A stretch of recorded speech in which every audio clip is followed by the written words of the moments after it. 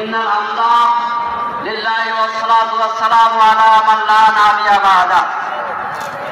বাংলাদেশ জামায়াত ইসলামী কুড়িগ্রাম জেলা শাখা কর্তৃক আয়োজিত আজকের এই বিশাল কর্মী সম্মেলন সম্মানিত সভাপতি, বাংলাদেশ জামায়াত ইসলামী কুড়িগ্রাম জেলা শাখার সম্মানিত আমির মাওলানা আব্দুল মতিন ফারুকী প্রধান অতিথি হিসেবে উপস্থিত থাকবেন।